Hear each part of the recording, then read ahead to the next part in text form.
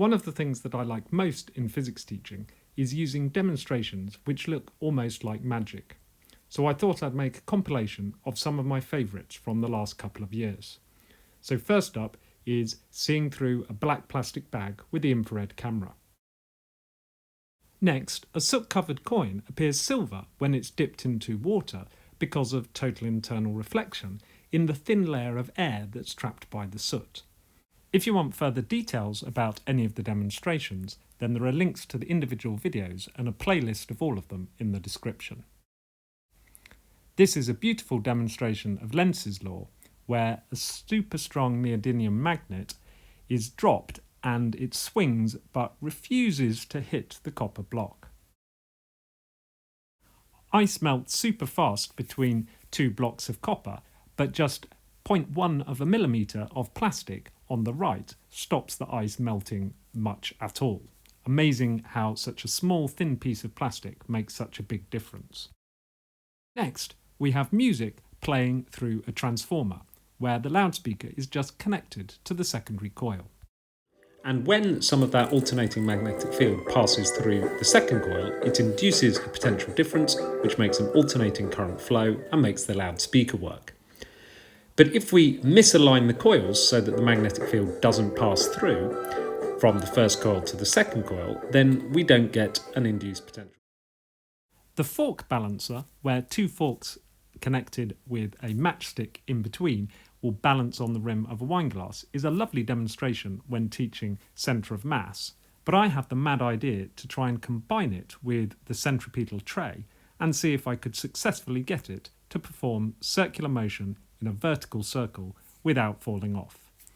And I only destroyed one wine glass. Switching between red and green light on an LED light bulb makes some writing apparently appear by magic. The reason, of course, is that the writing is written in red ink.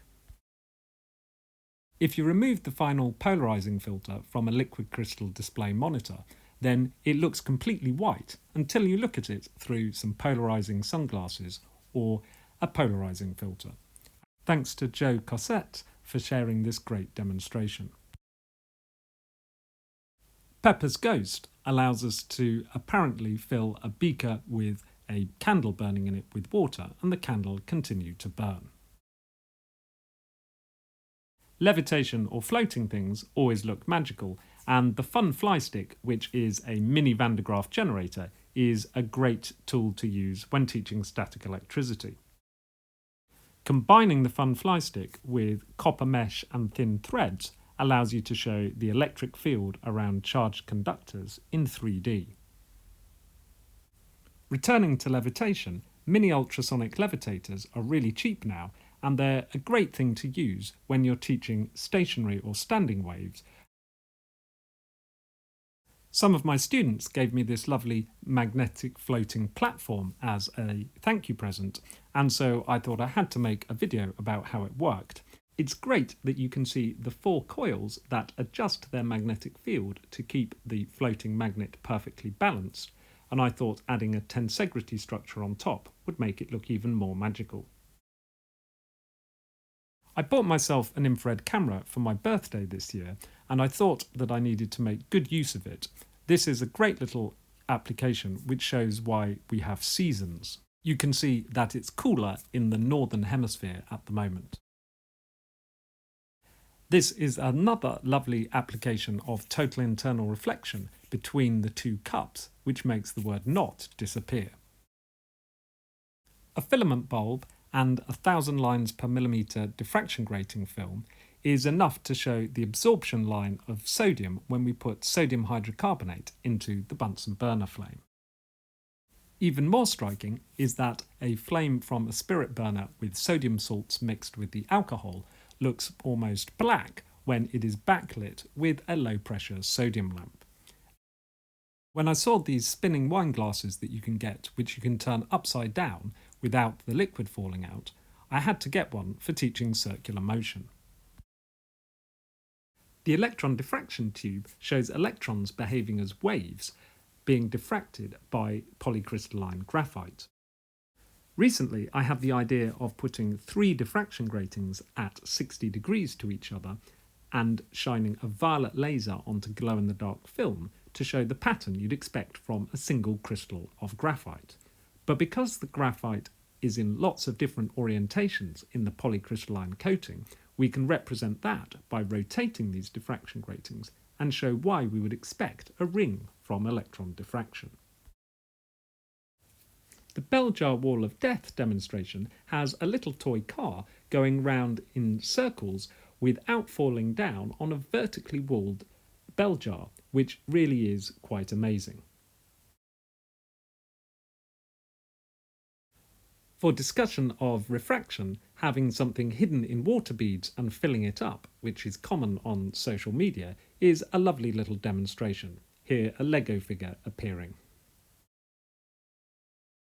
Physics teacher Bruce Yeaney shared this great idea of demonstrating air pressure, and instead of using a piece of card which often gets saturated and falls off, using a balloon is much superior. The smoke machine or smoke spray is a great way to show a laser beam travelling through the air, and then you can see the refraction as it enters into water. You can also use the smoke spray to reveal the spectrum produced by white light shining through a diffraction grating, and by alternating between a red and a green laser, you can begin to understand why that spectrum is produced. Shining a laser through the maple leaf on a Canadian banknote reveals the value of the banknote in an interference pattern that is produced on the wall.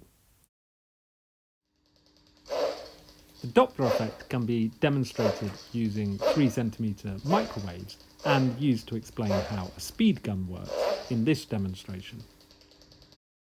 Friction erasable ink disappears when you heat it up, which you can use to reveal a secret message. You can create a kind of strobe effect if you match the frame rate of your video camera with the frequency of the sound waves being produced by a loudspeaker, and produce this lovely effect of the candles appearing to move backwards and forwards very slowly. In fact, they're moving just under one complete oscillation in between each frame. You can use exactly the same thing to produce an apparently very slow moving wave on a string.